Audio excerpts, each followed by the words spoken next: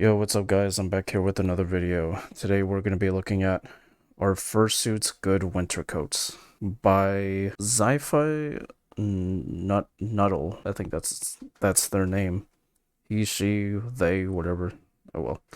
Anyways, we're going to be looking right into this. So, yeah, it's Furry Friday, so you know the drill. Or at least it was Furry Friday. I mean, by the time I'm recording this. So, how's it going, everyone? yeah. This is Siley the Fox. On today's occasion, I bring you guys Oh, an Xylee? interesting question. Oh, I thought As that you was may have enough. seen, I couldn't see posted an from the opinion poll on distance. Twitter to see whether fursuits were or not good winter coats. Oh, you Many did a claim they poll. were, and while the fursuit I might don't think look I and even feel have any quite badges warm, and it actually is, to go to there are convention. some considerations to bear in mind, especially if we are to support such a statement. Follow me, let's find out what this is all about. Were you rendering something from the background? What is that? Least the material resistance in connection with temperatures. Ah, Many of you know okay. that wearing a fursuit is basically cooking yourself, which leads you to think that winter is the best time for fursuiting. But let me tell you something, that's fucking wrong. Fursuiting It is at wrong? temperature is what makes us think that lowering down the thermostats might help. But contrary to popular belief, it has the opposite effects. Fursuits concentrate body heat, and so will happen during a cold day. However, if you change conditions on the weather factor, you will eventually suffer the consequences. Let's focus on how this translates to the physical world. We'll go suit in a local. Wait, how do I pause? Okay. First of all, like, yeah, I get the point. It's just that, like, on a warm day, depending on how warm it is, I guess, I don't know, 50 degrees or 55 for those who live in the north. I mean, I am from the north, but, like, look, I mean, technically, I'm gonna be specific. I'm gonna say Fahrenheit, for those that prefer that temperature.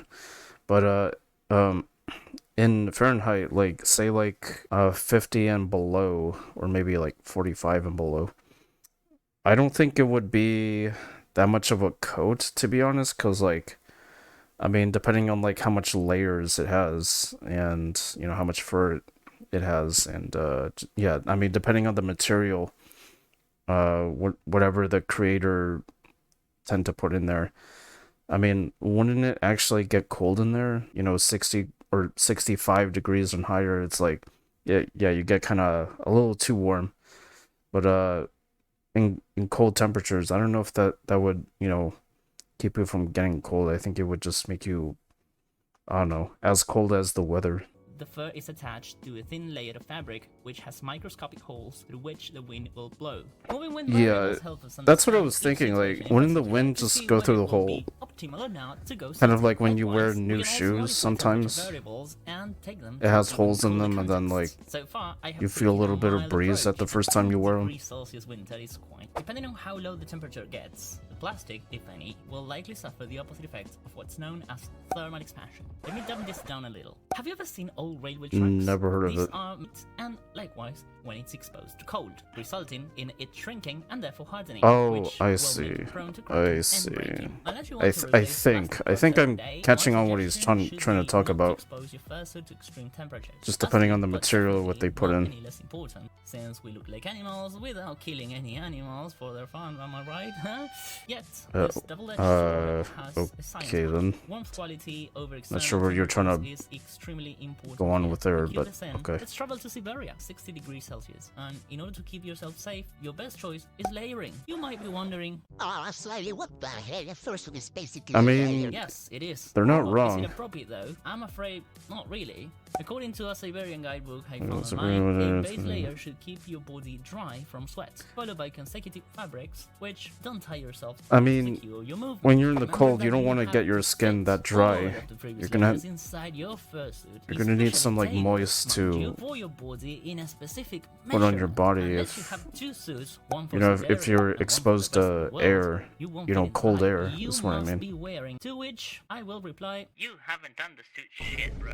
Synthetic fur has microscopic holes, as I said before, which will let wind in. They are good for temperate places, such as the latitudinal parts of the southern and northern hemisphere. I would say maybe wear them when it's like 50 degrees, around 50 degrees. Don't die moronically. No higher than 65. And I hope this video was informative or I don't know. I mean, if you're used to it, I guess. You can support my channel by wearing like in a warm temperature. With your friends. See you all in the next one. No, wait a minute. Hold on. What are you rendering back there? I don't know. They were just rendering something. I don't know. I don't care. Uh-huh.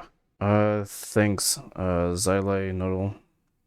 I, yeah, I think that's how you pronounce your name. I mean, if you can't get all those layers until your fursuit could wear some above it. Alright, cool.